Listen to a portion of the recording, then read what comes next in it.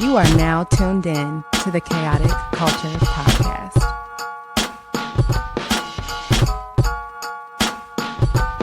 It's the KKP on your mother flipping airways. Hear the name ringing through the halls and the stairways. You were listening to a pod that can segue. All the latest topics guaranteed to fill your headspace. It's a safe place to voice your opinion. Say what you feel just like you're a kid again. Kid to pro and friends, black as obsidian. Chaotic culture, that's the world we living in.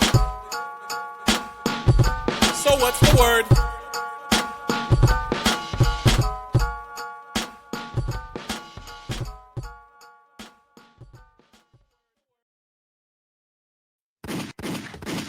And good morning, afternoon, and evening, ladies and gentlemen, and welcome to another edition of the Chaotic Culture Podcast, the part where chaos rules and black culture is supreme. The Chaotic Culture Podcast is brought to you by patreon.com/chaotic culture pod. Please be sure that you subscribe to the Patreon for as little as $2 a month to get bonus episodes, content, and of course, to help keep the lights on. Once again, we appreciate your support. If you have never seen an episode before, of course, this podcast will deep dive into modern black culture and how millennials, Gen Z, and Gen Alpha can navigate the crazy parts from finances, black business highlights, black professionals, community content creators, home ownership, HBCU sports, black nerddom, anime, wrestling, black artists, and especially black music. If it encompasses black culture, we are going to cover it. And live from the 410, I am the host and the creator of the Chaotic Culture Podcast. This is your boy, Ked the Pro, aka the Calculator Millennial, aka the Encore Presentation. Can I get an encore? Do you want more? AKA your favorite toxic adjacent king. Ked the poet, Ked the closer, all that good shit. 843 is me. Baltimore's the place to be. Always chaotic, never toxic on most days. And back again, once again, with your favorite black culture highlights and black culture shenanigans. For the first time in about 3 years, I have a returning guest here. Last time that you heard us on this podcast, we were discussing something in the water when they had it in that weird year in DC before they went back to Virginia. So it was my absolute pleasure to bring him back this time to talk a little bit about a project that he's been working on and is getting ready to release. For those who remember, I'm just going to say this is my boy F.U.N.D.Y. F.U.N.D.Y, please go ahead and introduce yourself, sir. Yeah. What's going on, everybody? You know, you're my brother. So, KJ, this is my brother, KJ. We both HU alumni, the real Yep. HU, of course, the only one, The Hampton only one. University. Make some noise for Hampton University. You already know. But my name is F.U.N.D.Y. I'm an artist. I by profession I'm a pharmacist, but I've been working on music, which has been my passion for years. Just trying to find my sound, get everything sounding the way that I hear it in my head. And over the last about year, I've found my team, and we've since damn, I think about March, I did a big music retreat back in El Paso, Texas, in February, and I found my team, my engineer up in Jersey, Corey Zach, Cocoon Studios, and his assistant Jordan. They are my team for my project that is slated to release on Halloween, called Fun. So I listen. We just had a release party, a listening party for it on Saturday, which KJ came to, and you Yep. know it was a blast, man. It was like it's surreal.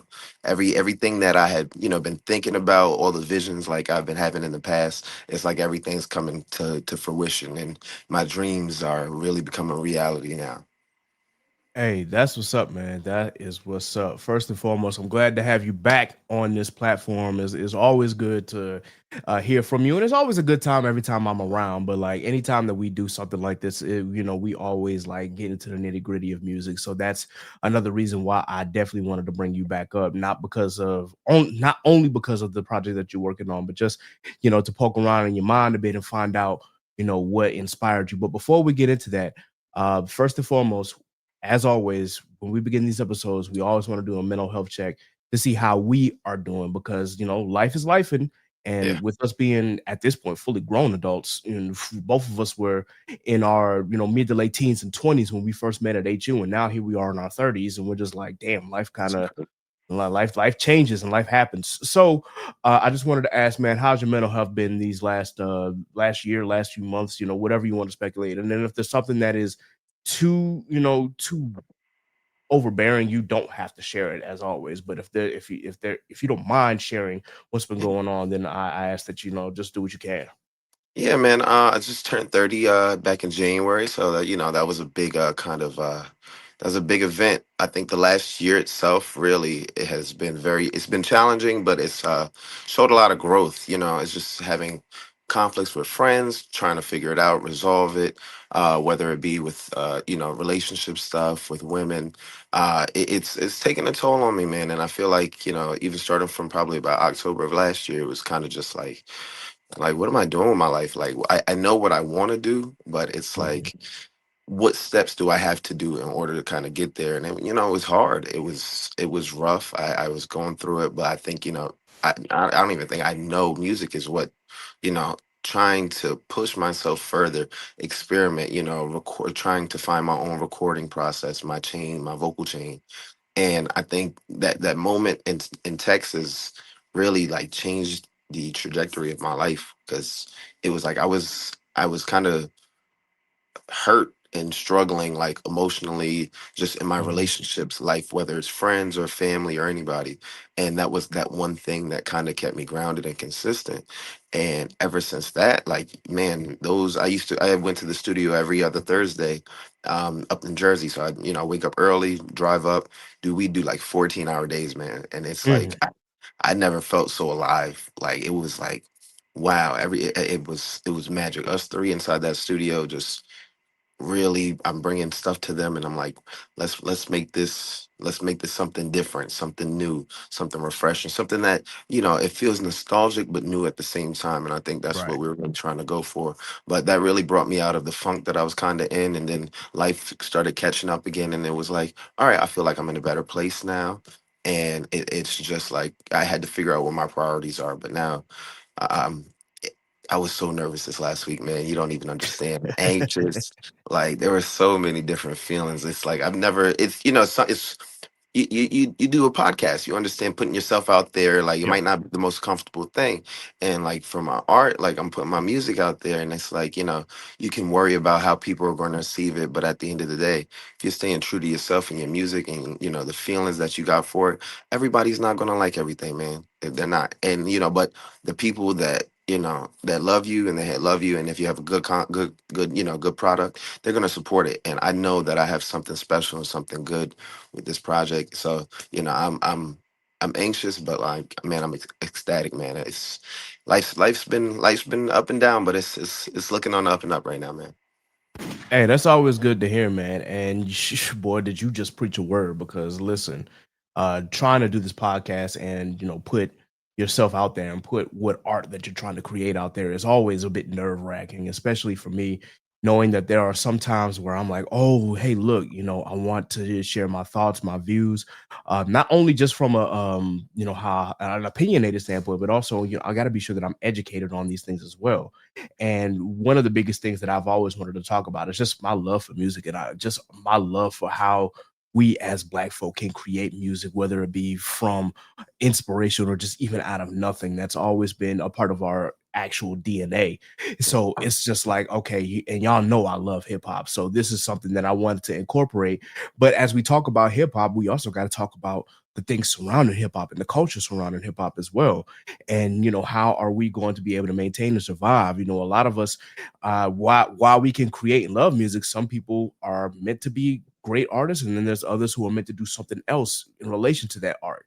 Yeah. And that's kind of what I felt. I'm like, all right, look, I can play music, but I want to do something that is related to being within the hip hop community, and not only just focusing on what's going on as far as like the giants of hip hop right now, but also just talk to folk who are making their own path, whether it be content creation or whether they are doing art like you are doing, or whether they're doing owning a business or starting a nonprofit. This is what this platform was created for, to show that we will survive, we can thrive, and we can be great at what we do.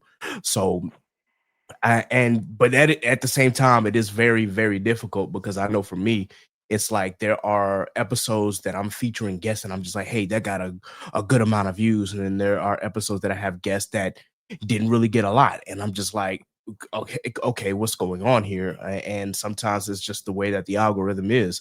There was one episode that I did with a frat brother of mine who had literally worked on a library in Hampton, and he went to Hampton University. He's graduated now, and I thought that that was very important from a community standpoint, and it didn't get a lot of views. And I'm just sitting here like, okay, that's kind of crazy. But I do an episode on P Diddy and how he's been acting out here, and next thing I know, I got 800 views on a podcast episode, and I'm just like, man, people's priorities are kind of fucked up. But you know what? Listen, yeah, I know, man. But that's a sign of the times, man. Yeah. It's crazy, and then, but yeah, it does be like that. I get you. Yeah, absolutely. As far as my mental health, man, I've been all right. Right. I've just been extremely tired because, for those who know my job, this was a big couple of weeks, and unfortunately, I work 12-hour days. And this time I was told, we had to work 5 12-hour days instead of like 4 12-hour days on the 6. So I was beyond exhausted. And going to that, to the album, listening party, I was cooked. Right. But I was like, no, I'm gonna have fun because you know what? This is my brother. We've been through it all. We've seen it all. And I know how much, this music means to him. So I'm gonna be there and I'm gonna support until I just, can't support no more. So at that point, after the album had played and I let a few more tracks play, I was like, all right, I'm gonna go home and I'm gonna just get some well-deserved rest. Right. And as soon as I got home, bro, when I tell you, like, I crashed on the couch and I didn't wake up until damn near noon. So I listen. I hear you. As somebody who works 12s, I do 7 in a row. But oof, but mine is 1 week on, 1 week off. So right. like, I trust me. I get you. Especially when when you take a day off, it's like that first day back. Trying to be like relaxing is always hard because it's like Mhm. you're just trying to get that sleep schedule right, and mine's be all kind of out of whack. So right now, like I know I go to work at 8 p.m. I'm gonna pull it all night. I've been up. I slept normally last night, so Mhm. I'm gonna pull a 24-hour day. I already know how it is, and tomorrow's shot for me. Yep, and that's what I was going through when I went to the listening party, bro. I was like, yo, by the time I get back home, I would have been up for more than 24 hours. This is kind of crazy. Because I go in at 3 a.m. to work. So it was just like, ugh, all right, cool. But that being said, I still had a great time. I've gotten some rest. I plan on getting more, obviously, but until I have to go in on Wednesday. With that being said, that the brutal weeks are over, at least for the time being, until December rolls around, and then that's going to be another thing in itself. But still, we move and we you That's don't it. try to make ends meet. Keep it pushing, man. That's it. Yeah, absolutely, absolutely. So with that in mind, I definitely want to talk about what your inspirations were for this album because when I listened to it, and I'm not going to spoil it for the audience because obviously we want y'all to listen to it whenever it drops on the 31st, but I definitely wanted to poke your brain a little bit and find out, okay, what was like the major inspiration to create this kind of project? I think it was really turning 30. So this is my first ever proper project, like being in the studio and everything, and it was like, you know, I've been working on music for years, and I've had a lot like just on my hard drive, and I'm like, man, once I find the right studio, I'm gonna bring it to them and really like have a mix it properly, master it, and everything. And the way that it happened, it was something much more than that. So Mhm. for me, it was I went to my new studio starting in March, and I was like, I brought them 2 songs, and they really loved the 2 songs. And those 2 songs, funny enough, don't happen to be on this project. I'll probably use them for a later project just because they have a little bit more serious subject matter. Right. But in between that first and the second studio session, that was 2 weeks later.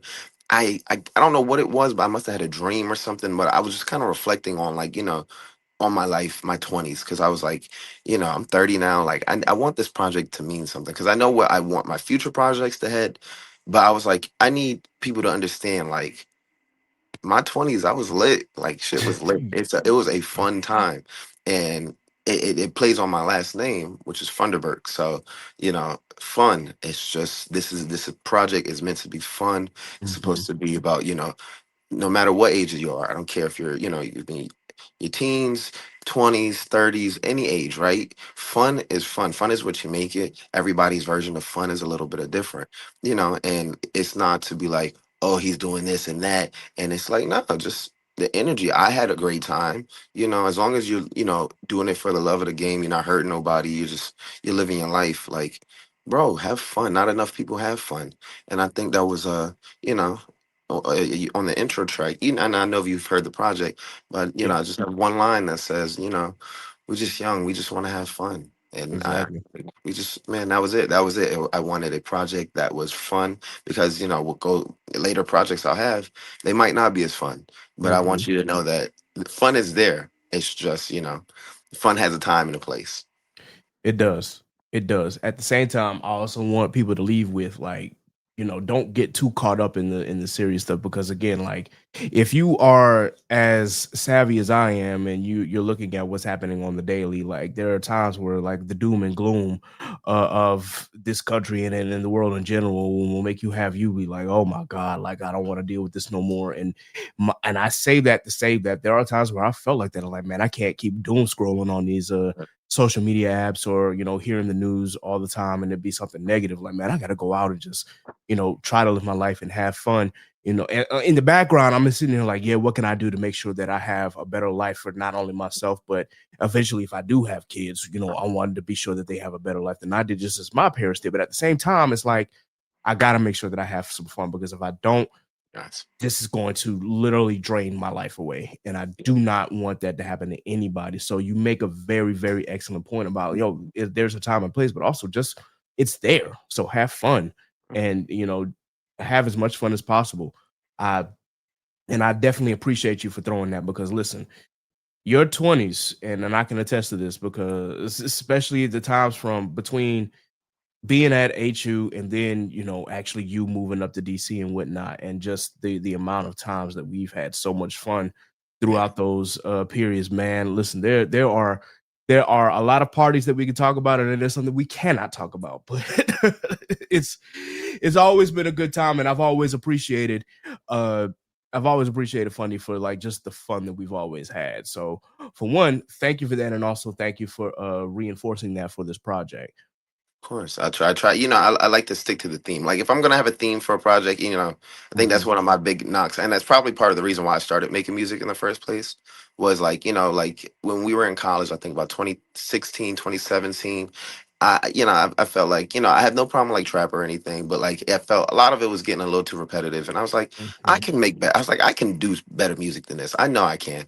And Yes. so like my thing was like sometimes some of these songs they don't even have themes to them. It's just like just glorifying a certain lifestyle and that's it. And there's nothing wrong with that. But I feel like I need a little bit more artistry in how everything goes. My favorite artists are like Drake, Kendrick, Cole, Mac Miller, Tyler the Mhm. Creator. Like, they have a certain level of artistry about them. You can feel how you feel about, whatever. But their level of art, they make very high quality music, Yeah. and so I want to at least be able to contribute that and make some high quality music. That's the only thing I want. I want to make high quality music that makes you feel something because not enough people feel nowadays. So let's feel something. Hey, that's you hit the nail on the head with that. Speaking of like the artists that you were inspired by and that you were a fan of, was there one particular artist that that style uh that helped you create this particular album? I don't know if there was like if it was one artist, if it was a slew of artists that you're like, you know what, I like like their flow, I like the style, I like the way that they've created music. Uh, did that or who, if so, went into creating this project? I would say that's an excellent question, KJ. It really is. What I would say, there are probably about three of them. Okay, Kid Cudi, that yeah, you think about that Man on the Moon, like early that, Kid Cudi, yeah, the rage, man, it's there. And so I like I heard that want influence. First track, I was like Cuddy. the I caught it right on. I was like man, Cuddy. Okay, that rage. I'm gonna go ASAP Rocky. I'm okay, from New York myself, so like a lot of that early. When you think about ASAP Rocky's production is phenomenal. On yeah. his tracks, as you think early, like mid, like everything that he does. Earlier on, he had that swag about that purple swag, and it was Mhm. like I think swag. I heard the kids nowadays say "riz." I fucking hate that term. I'm sorry, I just can't stand it. I can't stand that term, man. So I'm like swag, nah, swag. Then you got a little something. You gotta have a little swag about it, man. It's I think yeah that whole ASAP Rocky, ASAP Mom, everything that had a big influences on me as well. Hmm. And then the last one. Man, I'm trying to think. Who would I say? It's honestly, I would have to shout out probably more my rockier influences. So like I was listening to a lot of like Fallout Boy and Panic at the Disco.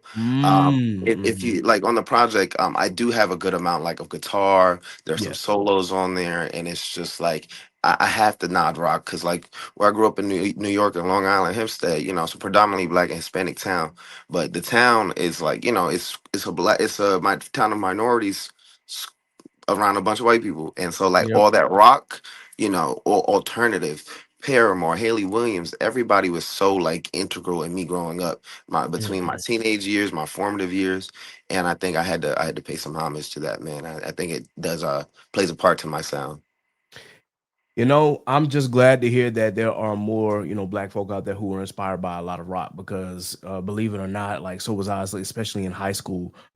Especially like when I joined the jazz band, I was like, okay, well, yeah, I know that I got to play some sort of like, there are jazz rhythms and there are certain jazz elements, as well as genres, between big band and bebop and whatnot. But what I wanted to do was listen to more rock because it was like I'm still trying to, I guess, learn how to come up with different solos and different things that would fit into, what we played during jazz band. So, but I'm definitely appreciative of you saying that because, man, for me, and I was more of a like a not alternative. I guess alternative, but I was more along the lines of like a System of a Down. That was one I of the love, yeah, that's yeah, my guys. yeah, them and I would, I mean, obviously Evanescence. Like at this point in my teenage years, I couldn't go 2 seconds without hearing that song, and it's just like, okay, guys, but definitely Paramore and Haley Williams, like that had a lot of influence.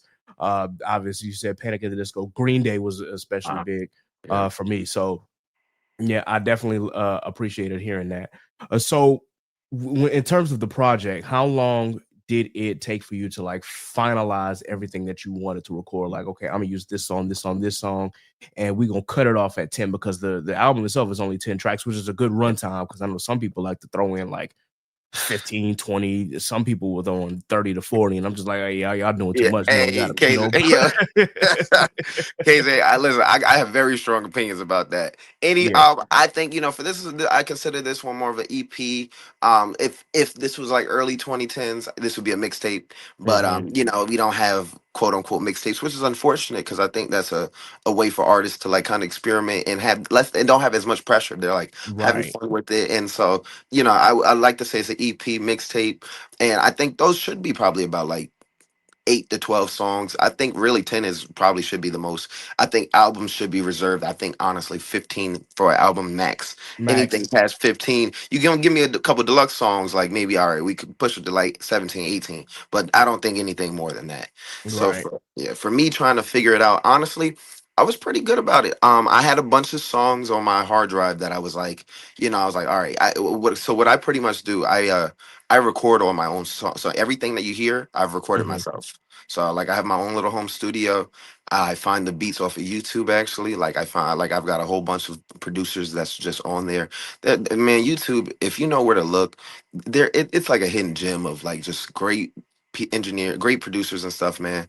And like you don't need the hottest producer. You don't know if you have creativity and you know what you want to do. Like you got a vision, you just gotta have that will to want to do it.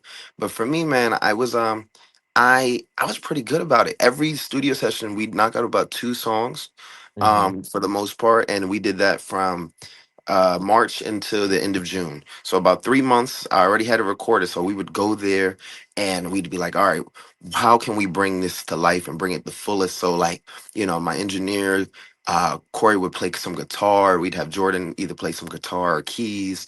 And we would just add different instruments, different sounds, and shout out my man Nana. If you know, I think you know Nana, Yeah, I but know. No, no. he's my executive producer on this too. Hmm.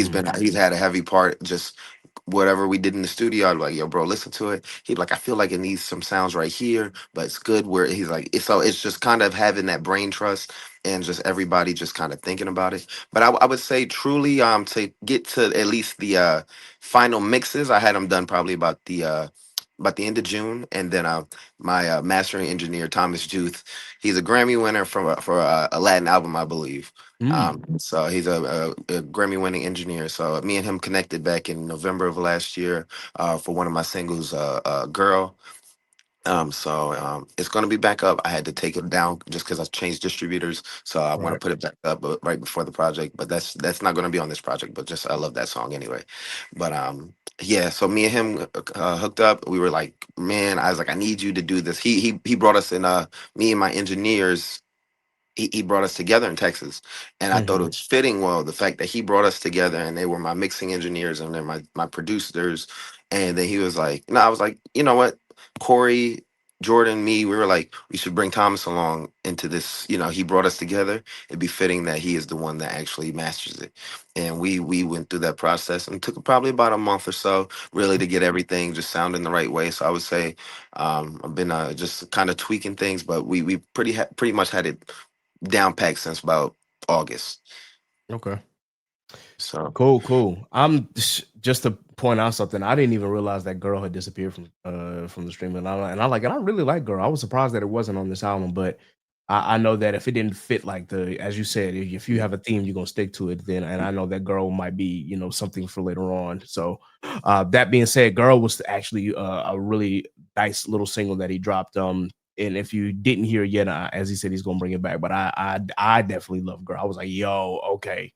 Fundy getting in his bag right now. I appreciate that. Uh, as you were making the album, I just wanted to ask: was there any songs that you might have had like a little bit of writer's block? let's see.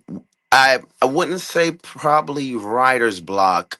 What I would say is kind of I would say like it's like producer's block. So Mm, for the third song of the project, Believe Me, mhm, it took actually multiple studio sessions for us to get that one sounding the way it does. So the first session we had, because we did a lot to the what the original beat was, mhm, we got the first half of it because it kind of it has a nice little transition on the second half of the song, but we had to kind of make it more spacier. And the first session we did, we were like, I don't know what else the fuck we could do. So it was like, me sitting down for weeks just trying to figure out. So I was like, what do I want to do with it? And then we go back to the studio and we're like, all right, guys, let's lock in. Let's try to figure this one out. And once we kind of got the ball rolling on it, everything kind of came pretty natural, man. Um, I don't know. I feel like for me, writer's block is so weird because some of these songs, I can write a song. Like a lot of these songs were written probably in like I'd say probably about like 4 to 8 hours. Like mm, just me, I write my songs by myself. I just sit down in my room and like I'm gonna just sit down and lock in, man. mhm. And I think the one that I'll probably say I'm the most proud of that it just kind of came out of nowhere was Go Mode, which Okay. actually just came out. I dropped it as a single this past Oh, Saturday, so okay. it is out on all streaming services. And it is towards the middle of the project, but that one it's fun. It's just like it's got like a more of like a hip hop bounce to it. It's like a little Mhm. poppier, but it just it I love it. And I didn't even know I had that one in me. I was like, whoa, what in the world? I was like, where's this coming from? But it just poured out, man. It was like I think I did that one like 3 hours. I just Okay. wrote it, and then we took it to Cocoon Studios up in Jersey, and Corey and them, they got it sounding good. We were like, yeah, I can see this on commercials, man.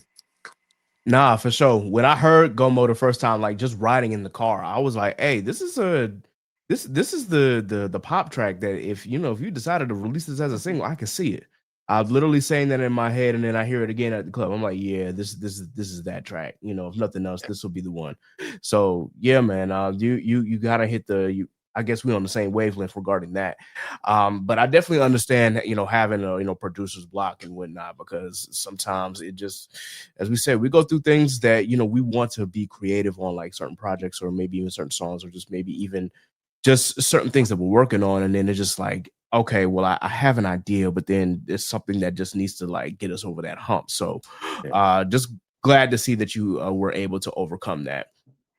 So, as we're discussing the album, I want to say, like, outside of Go Mode, was there any track that you had the most fun making, keeping up with the theme? Oh, yeah. I'm gonna say the one that we're gonna have. This past weekend we were shooting a music video for one of the Mhm. songs. So it's towards the end of the project, track 9, Too Much. Ah. And, and Too Much is actually the last song that we did at our studio sessions. I was at 9 songs, and I said, "Yo, I got 9." And I said, because and if you listen to the project through and through, the transitions are there. Like I really, Mhm. I made an point of emphasis to make sure it's like I don't need you to use your Spotify DJ mix or Apple Music mix and do your own transitions. Take that shit off and let it play the way that it's supposed to play. Because Yeah. I took the care and time to do that, and I think it was so when we were doing I had like the 9 songs, and I was like, man, this transition between two of the songs was not going, and I was like, it's not doing it the way that I wanted to do, and I was like, I need another song in here. Mhm. And I was like, and I'm looking through all the different songs I have on my hard drive, and I was like, yeah, these are good, but I was like, this is not for that particular spot. Right. And so I'm like, fuck, man, I don't know what I'm gonna do. I'm gonna have to just settle for something. And I was at work just listening to beats, and this was probably like a week before I was going back to the studio session. And Corey was like, "How many?" He's like, I was starting off with 5 songs on the project, then I pushed it to 7, then it was like 9. I was like, all right, 10 sounds right. And so I was like, nine's good. And then I heard the beat to Too Much, and that one has like a little kind of Detroit, kind of like West Coast kind of vibe to it. Mhm. And I said, "Yo, this beat right here." I said, "This is it." I don't know what this song is gonna be yet, but I said this beat has to be it. And so it's funny enough that I heard it, I wrote to it. I was like, "Yo, this song's a fucking bop, my guy." I was like, "We're in here." So I went to go buy the beat, and he didn't have like the premium stuff. He only had like the raw, like the MP3 version of it. And I was like, Mhm. "Don't tell me that like something's wrong with the sampling on it for that he did, and I can't like actually buy it for like regular use." And I was like, "Oh, I was devastated." But I was like, you know what? No, I'm gonna message him because maybe it was just an oversight. And he didn't realize that he didn't put everything needed just to buy the proper thing. And so I messaged him, and he was so fast about it. Um, Producer named MDX. He's great. Oh my god! But he was like, oh my god. He's like, my bad, bro. He's like, I'm gonna put it up right now, and he put it up. Everything was good. We took it to the studio, and me, Corey, and Joe, we was in there. We worked on that one song for 15 hours Ooh. just to get it sounding right, getting that feel. It was one particular set of drums that we were like, I'm not in love with it, and then it was like, and we were like, all right, we're gonna find it. We're gonna try and find some drum sounds on there. I don't play instruments personally, but they had me on the bongos. So if you hear some bongos on that joint, that's me right there hitting it up. I was like, come on. I was like, nah, we need a little something right there, give you a little bounce. So man, that's the one song that I'm like, I'm proud of that one. Put a lot of work into that one, and that's the song for the music video. So music video, it'll come out the same time as the project. And so yeah, they're working on it right now, man. Finished filming yesterday.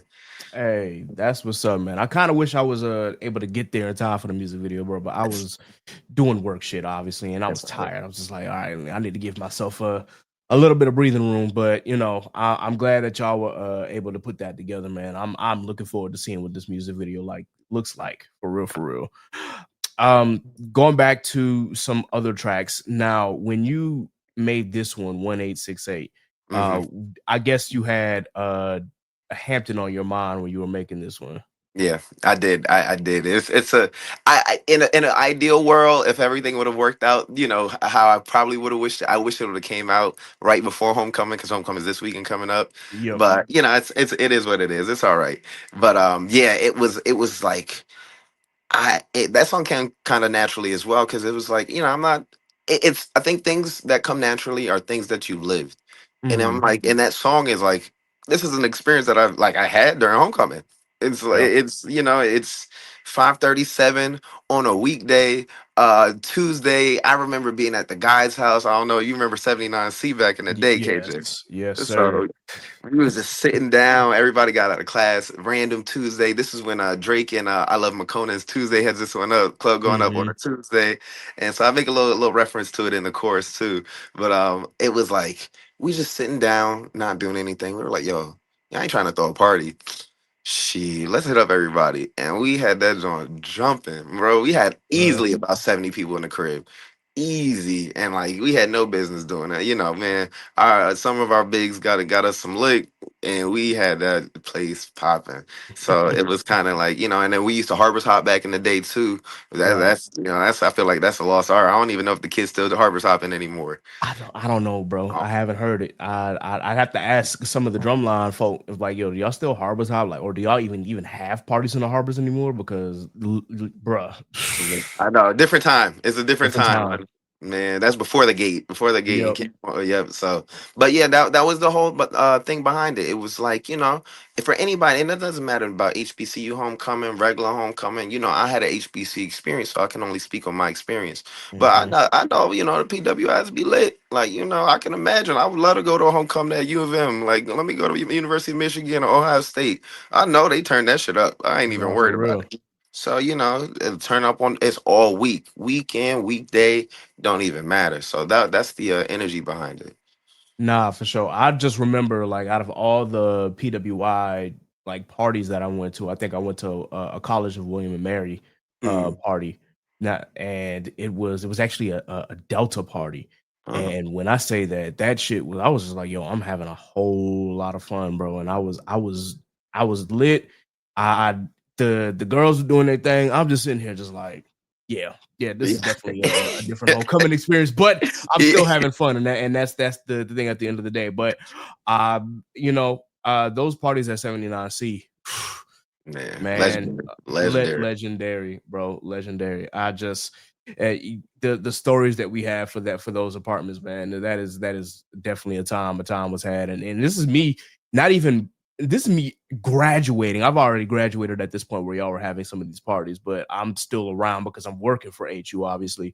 So it was just like, oh, okay, well, these are my guys that I met just this past year. Let me see what they got going on and whatnot. So anytime that I went up there, it was just always an experience. Now, I don't know if I was ever at one of those random like weekday parties. I can't. My memory is not the best, I guess, anymore. But I was trying to figure out if it was like, was I at one of those weekday parties? And I probably was during like, but look, we don't have so many. It's just kind of like a blur at this point.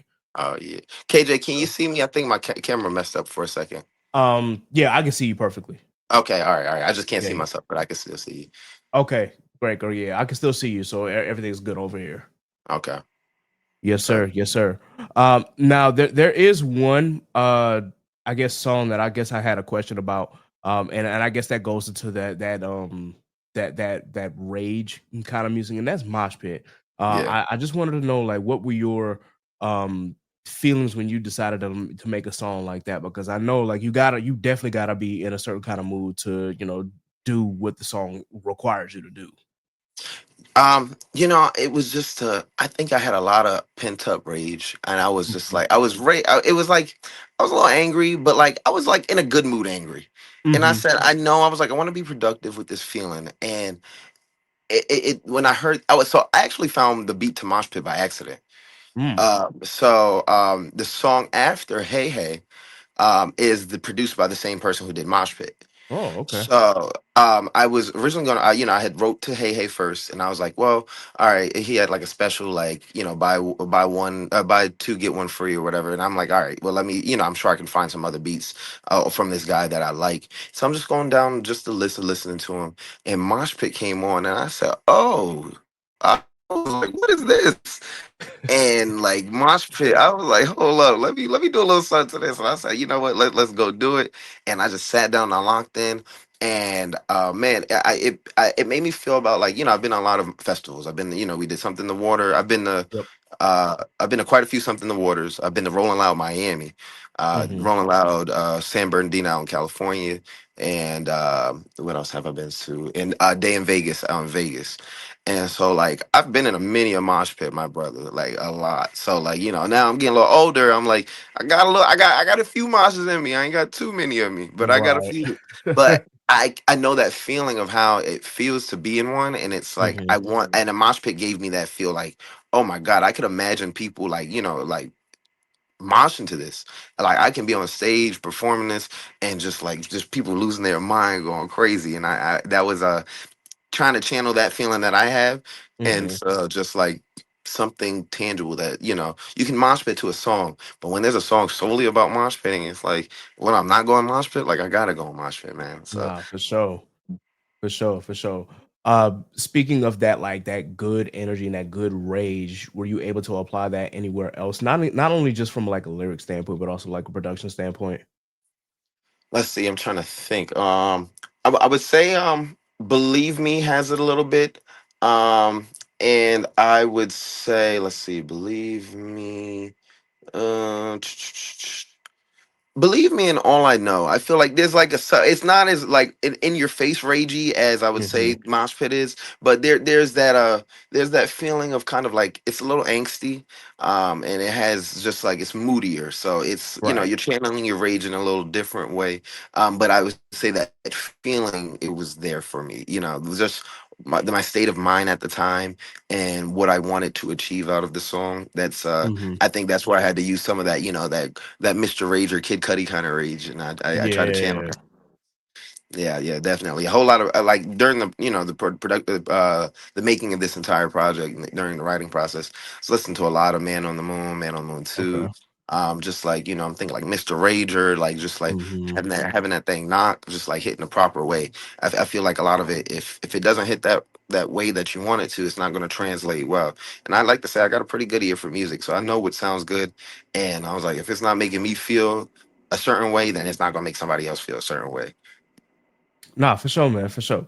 Uh, I got a question, Yeah. and it's kind of related to the album, and it may or may not be.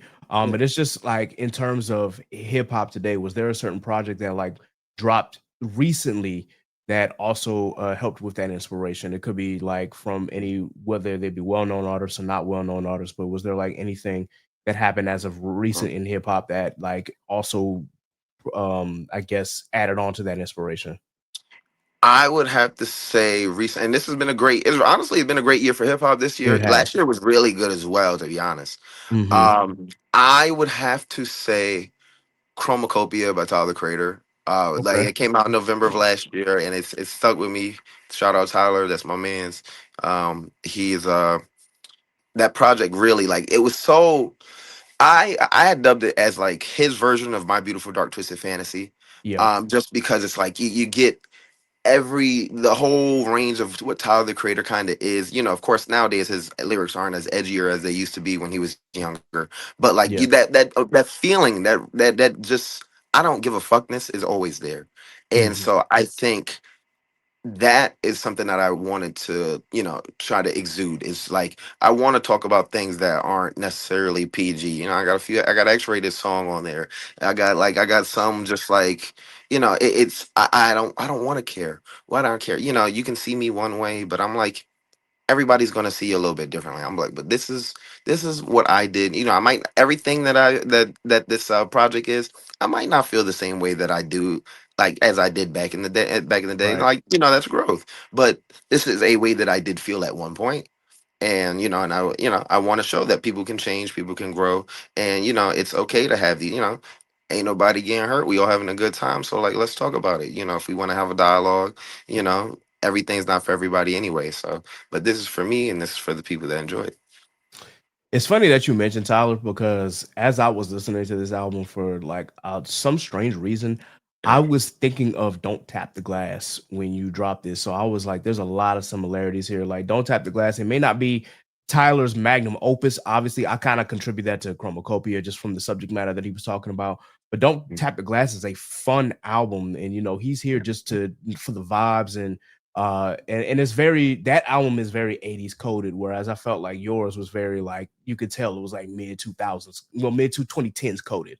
Yeah, So I just wanted to know if you felt the same way that I feel now as I'm comparing, your project to Tyler's latest project. I could say, yeah, I could definitely say, and it's funny because that project came out right after I finished my project. So Mm, like literally, it was like I was like, I wish I could say that, like, because it is something that probably would have inspired me in a certain way. Because I love that project, I do. I've got about 4 or 5 songs on that project, I'm really like, whew, I'm like, Yeah. Tyler, you in your bag. But yeah, no, I'd like to say like the one thing that I say the comparison is how one, they're both, not particularly long albums. They're, Right. projects. They're about 30 minutes, very similar in length time, and they Hmm. kind of they like you start and then you blink and it's kind of done.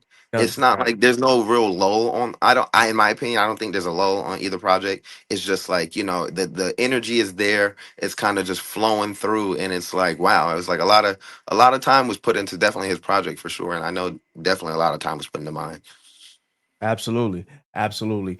Going back to the actual listening party, one thing that I always notice as a Hamptonian, because I have to do this, is that anytime that like there is a new artist who's playing music, I always do a vibe check. I always like to see people's reactions to the music and how they respond to it.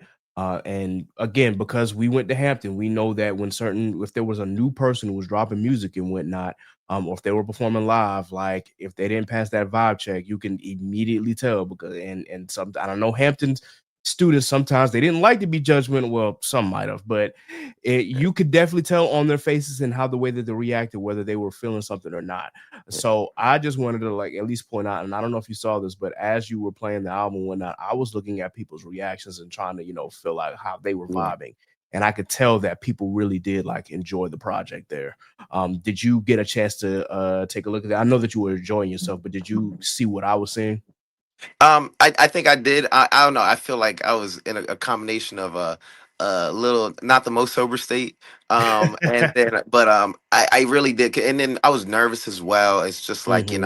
so I felt like I just it felt like I just wanted to play it and really like, just enjoy, live in the moment. I got to talk to people more afterwards after the project was over.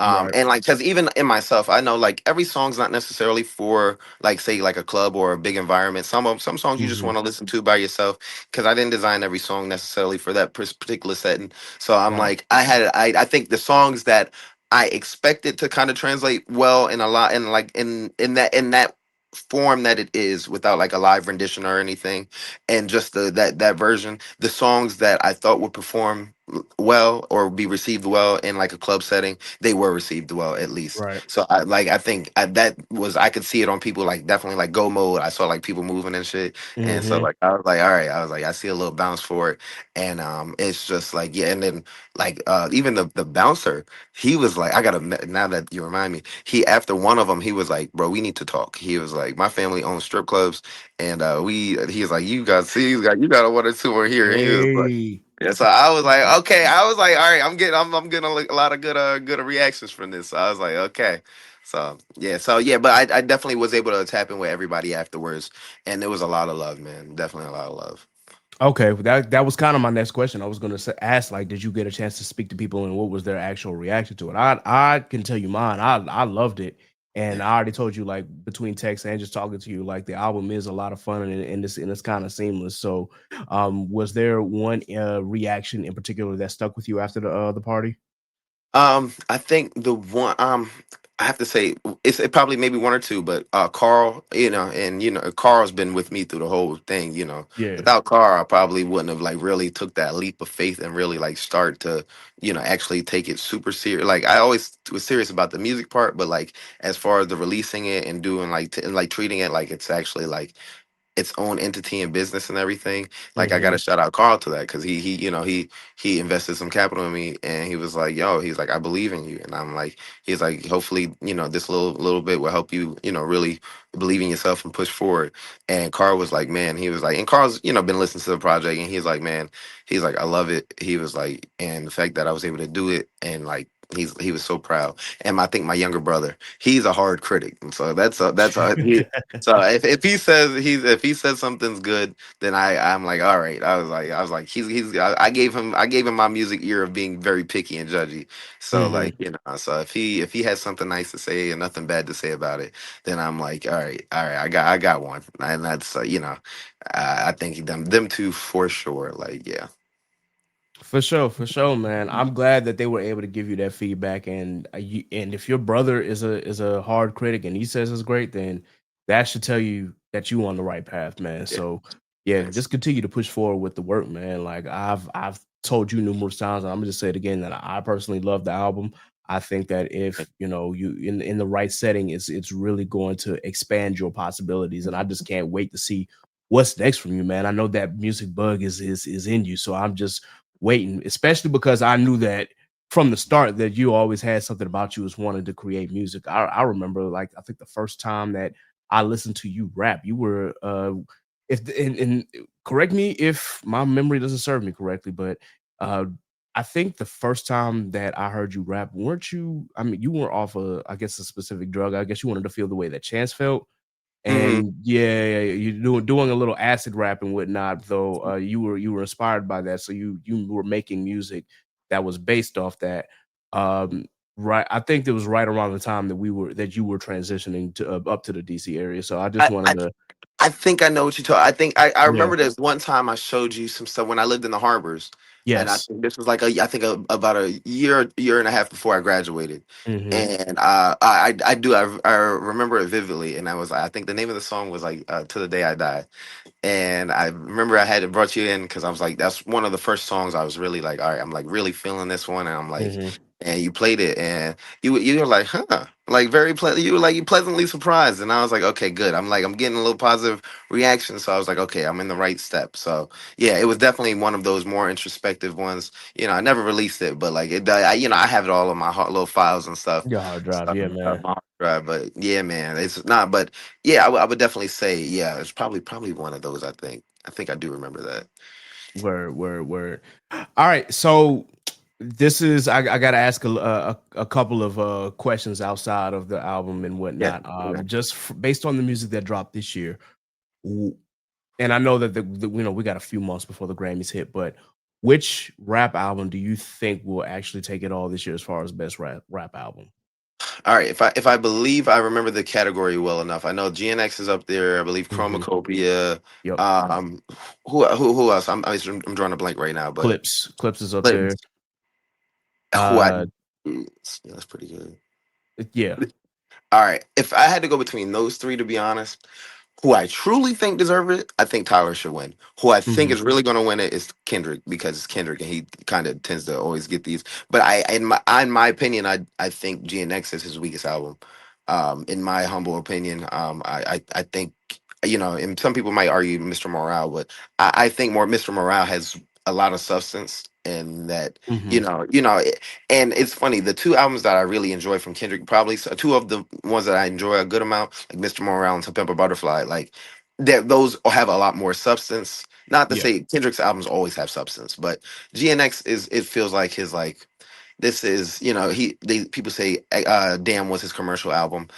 Okay, he did commercial album music like excellent, like, and it was great. The subject matter was there, it was commercial, cool.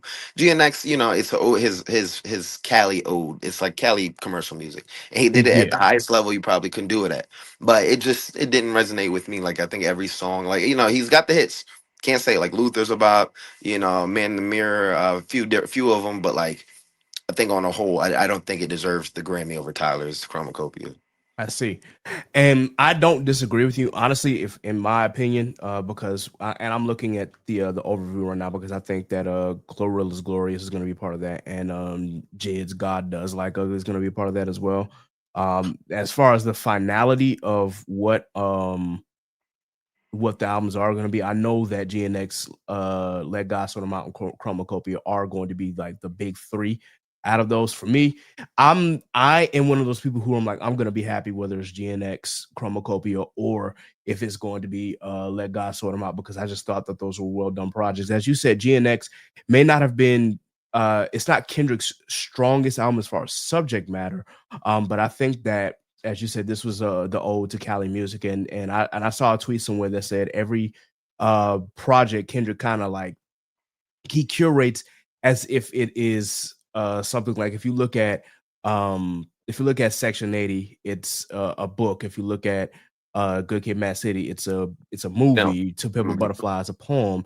Damn is like a magazine. Mr. Morale is like a stage play, and GNX is like a cassette. So, Ah, yeah, interesting. Oh, that's when I fucking saw fire. I that, I didn't. was like, Oh, you know what? Now this is starting to make sense. So Mm, I definitely curated like that, and I think that in all honesty, as far as like subject matter, yes, Tyler does absolutely deserve it. And then Let God Sort Him Out also has like strong subject matter as well. And this is like, oh, this yeah, is going to be a tough year. Now it will. I'm not going to be upset if Kendrick doesn't win it. I also will be fine if he does. Like, but I think yeah, that it's going to be some strong competition this year. But I also think that, as we said, 2024 and 2025 were extremely good years for hip hop, even if it's not, the commercially the strongest. And hip hop was never really about the commercial numbers anyway, and that's no, another whole episode for another time. But I think there was just a lot of good music out there, and I'm also going to be I'm repeating this for my audience as well. I'll be doing a top 25 hip hop albums of 2025 because I did one for oh 2024. yeah, Yeah, obviously GNX isn't on that one because that and Chromacopia were on the last that's list, and I was literally like, I was switching between one or two. I'm like GNX Chromacopia. Which one is number one? Which one's number two? It ended up being GNX number one, but like it's literally like this. like I'm like, damn, and I had to do it just because of the year that Kendrick had. I was like, yeah, yo, and based on what he was doing, but Tyler has a really, really strong contender, and I can't wait to see what the Grammys look like. yeah. Were there any other artists that you might have listened to this year that, of course, their albums didn't get a lot of hype? Oh yes, the new Blood Orange album, Essex Honey. I don't know if you Ooh, listen to Blood Orange, but ooh, I he did not know that they dropped. Hold yeah, on a minute. they dropped I think a month ago, about a month or a month and a half ago. Essex Honey was phenomenal. It was oh yeah, that was an album right there. Um, the new the came out last week actually. The new Tame Impala. Holy Mm, cow! I'm telling you, like, and I'm like, I've always liked Tame Impala. I love this album. mhm. Like it was a shout out Nana. He put me on, but he told me I was like, whoa, like he's yeah. Tame Impala had it, just to oh my god, I listen to everything. So like, what the one now I have one. Can I say one that I'm kind of disappointed in, and you might it's considered a hot take? Okay. Jid's album. I'm disappointed, Mm, mm, and my reason is, and I love Jid. That's my man's, yeah, and it's not like it's not a bad album by any means, it's not. but it from what like the Forever Story had, and like from all his earlier projects, like it's too and he's a rapper. He's a rapper's rapper. But Mhm. I think on the how I want my songs to sound, I don't think he's the best song maker. I don't think Mhm. he doesn't make the best song in a way that's like it's gonna catch my attention. Like it's like words, words, words, words, words. And I'm just like, all right, this is cool. Like I listened to it once, I gave it a good one listen, and I was like, there was nothing that I can be like, oh, I can grab onto this. Like I can sing along to this. I can rap. It's not. He's rapping, and and I love rappers more than anybody. I'm a big Eminem fan, but like there was a certain level of musicality to him.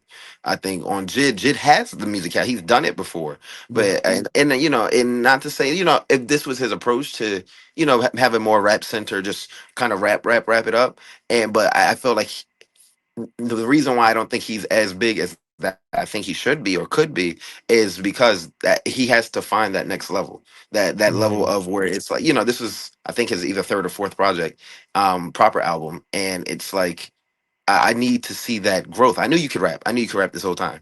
But right. let me get in the product. I thought the production was very, very good on it. I thought it was great production.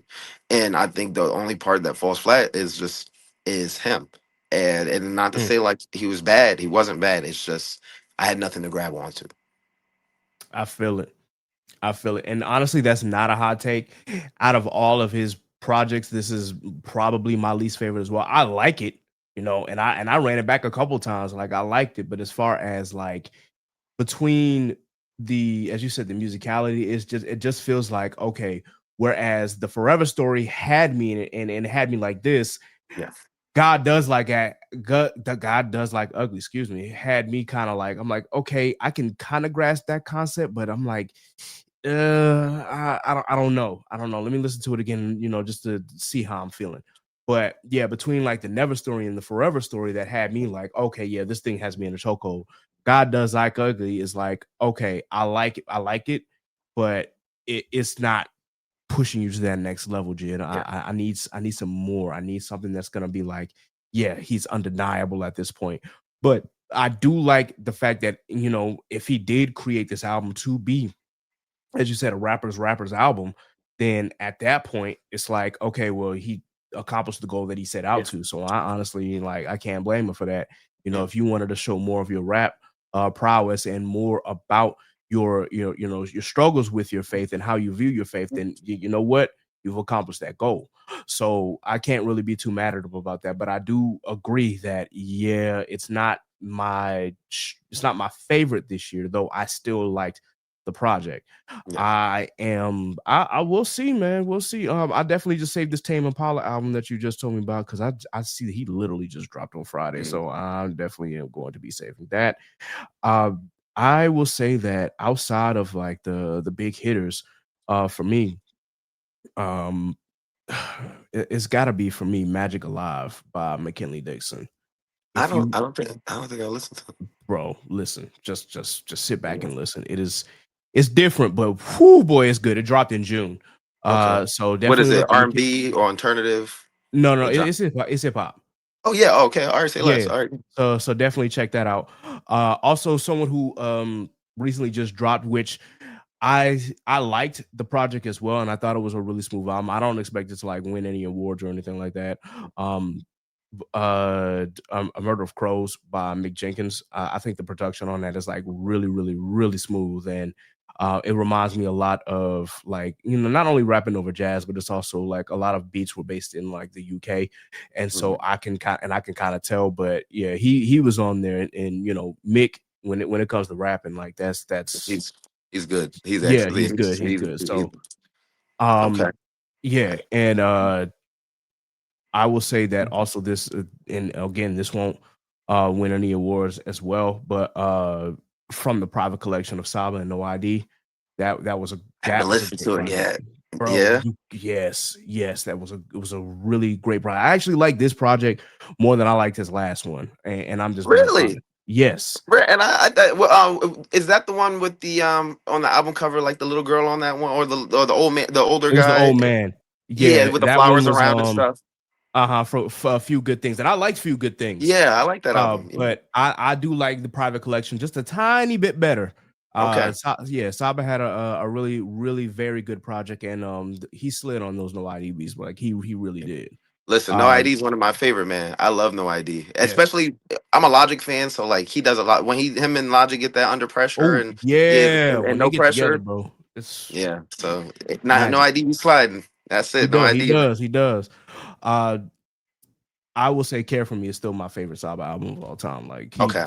that project just in Yeah. 2018, when I was making Yeah. my list, I said, yeah, Care for Me is literally number one right now. So that's that. But that being said, man, that's really all that I have for you today, bro. Once again, I appreciate you coming on to this episode, joining me, talking a little bit about the album and your creative process. I really cannot wait for this to drop and for people to actually hear what I heard twice now. So with that in mind, man, I just wanted to ask, were there any other like artists or any content creators or any business owners that you wanted to plug?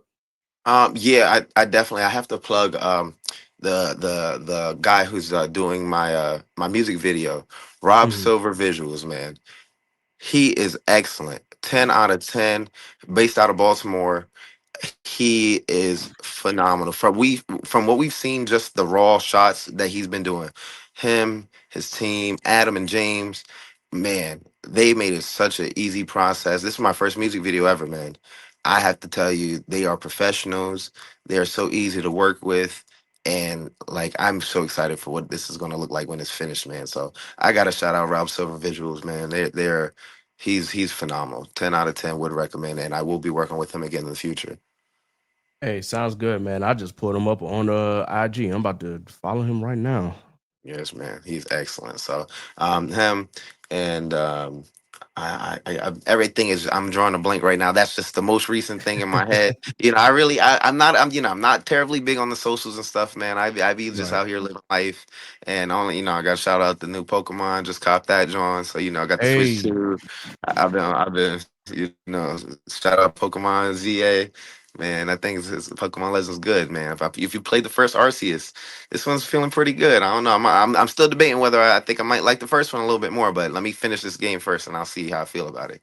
Hey, sounds good. I'm glad that you at least giving your honest feelings because for some strange reason that ZA's been getting review bombed, and I'm not sure exactly what it is, or if people were just looking to be negative just for being negative sake. Like you're trying to be a contrarian for contrarian's sake to get likes and clicks and to get views and whatnot. But I don't know what it is.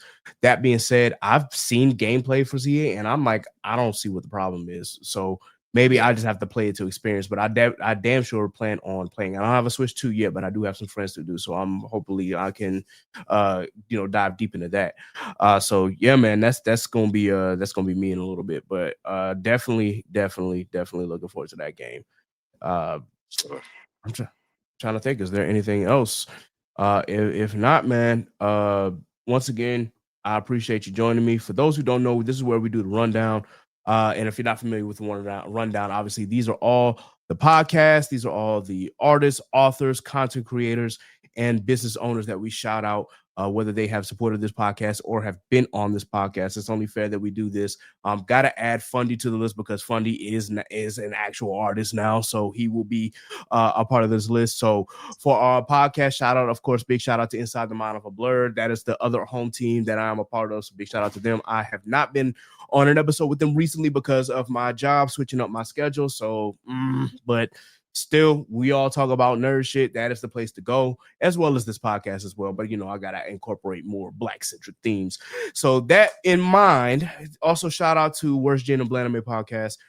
They are all collectively known as Anime After Dark. I don't know if they're doing anything at DreamCon this next year, but definitely check them out as they are in their creative processes. Definitely shout out to the Truth and Transparency podcast. I'm not sure what's going on with them. I got to hit them up and find out if they're still podcasting or if they're just adulting because life is life. Big shout out to Rob, the father of Ash, and his podcast Dad Needs to Talk. Shout out to Geek Said Podcast, Anime Junkies 3 Weaves in a podcast. Shout out to those anime girls. Shout out to Black Geek Energy. They've been getting some bigger interviewers lately. So big shout out to them. I'm trying to follow in their footsteps, even though they following in mine. Anyway, big shout out to them, man. DeMarcus and Jardo have really been putting in a lot of work. So big shout out to them and much love to them. For our black authors, big shout out to Kay Renee, aka Sedona Rose. She's definitely got a lot of books. She has been working these conventions as well as an author. So be sure that you shout out to her. And a big shout out to Elena Graham, aka Elena, who also makes music as well. So big shout out to her for doing the damn thing, because being an author and being a musician, I mean, you're doing the damn thing, girl. So for our content creators, Off Black Mag with Aaron, big shout out to Cerberus Entertainment, Tad Poodle, who is one of the biggest streamers I know. The Geechee Gamer, she actually just came back from ATL Anime Fest. I hope she had a wonderful time. Big shout out to Shelby with Simply Janine, Simply Baked, and Rosa's Traveled. Big shout out to Strange Keith with Idols to Icon, Toasty Marshmallow, and of course, big shout out to the Corner 5, Simone, Courtney 5, Kristen Sham. And of course, shout out to Scuba Steve and Alpha with Blur Mind Productions. And of course, for our black artists, we got NASA, Scoozy, Jack Union, Phil Me, Alice Quinn, RJ Stackhouse, Quarter, Tyrone Leak Jr., Ari Lachelle, Zach Hines, Elena again, Zainab, Imogen, and of course, Fundy has been added to that list. So you already know. For our black businesses, already paid by Dre, Fresh Nurse Righteous Mind by Timo, goodness gracious, talking too fast. KSS Brand by Christina, Cream Cosmetics by Naima, Mind Over Money by Miss Tremaine, Studio Maho with Pat and Yin, She Designs 2 with Aaron, and of course, Black Magic / Lit Wands with Lauren T, H4 created by Zenobia. A big shout out to Zenobia. She just got like one of the like official positions with her sorority, Zeta Phi Beta Sorority Incorporated. So big shout out to her. She's always doing big things. And Real Estate Stone by Meredith, Sold by Belmont Mariah, and A Scrappy Sentiment by Sappy. So with that, of course, Fundy, tell the world how people can listen to your project whenever it drops. when it comes out, it's going to be out on Halloween, 10/31. So it's going to be on everything. Literally, it's going to be the music video should be on YouTube. It should be on YouTube Music, Apple Music, Spotify, Tidal, Amazon Music, everywhere music is. If I'm missing one, shoot me a DM. I'm on Instagram at The Real Be Fun. That's BFUN, The Real Be Fun.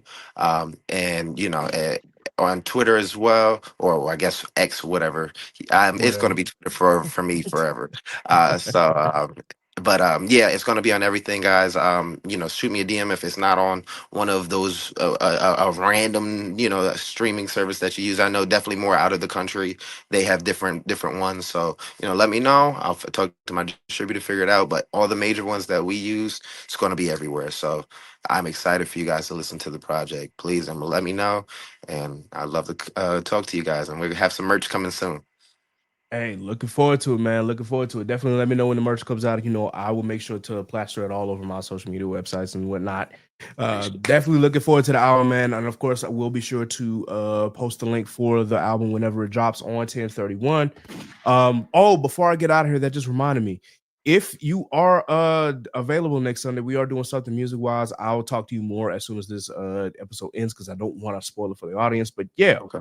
I'll be sure to hit you up to see what your schedule looks like to see if we can get you on. But anyway, for my audience, man, once again, thank y'all for joining us. Be sure that you like, share, and subscribe to the Chaotic Culture Podcast on your favorite digital streaming platform, whether it be YouTube. If it's on YouTube, be sure that you like the video, share, subscribe, hit the notification bell, all that good shit. Please be sure that you subscribe to the Patreon once again for early access to the pod and for bonus content. That is patreon.com/Chaotic Culture Pod. Of course, you can subscribe for as low as $2. If you want to see this episode early, of course, you will have access to that. You could definitely follow us on Facebook at Chaotic Culture Podcast. You can follow us on Instagram, Threads, and TikTok at Chaotic Culture Pod. You can follow us on Twitter/X, whatever, at Chaotic Culture 1. You can follow us on Blue Sky at chaoticculture.bsky.social. You can follow me, Ket the Pro, that's K3D the Pro on all social media. Of course, you can follow my co-hosts on all their social media as well. Scuba Steve at 1428 on all social media. Sappy at Scraps14 on all social media. Jay at J Lee Trey on all social media. And of course, with Law, you can follow him on Instagram at L.JR_96 on Instagram and on Twitter at Law96_. And with that, this has been another edition of the Chaotic Culture Podcast. Thank you to my brother F.U.N.D.Y for once again joining us to talk about his album. We can't wait for the album to drop. And as for the rest of y'all already know what it is. Until next time, folks, remember, embrace the culture. Chaos rules. Be blessed. Be safe. God is love. And we are out of here. Deuces. Take care. Thank you, guys. Thank you, KJ. So what's the word? You are now tuned in to the Chaotic Culture Podcast. And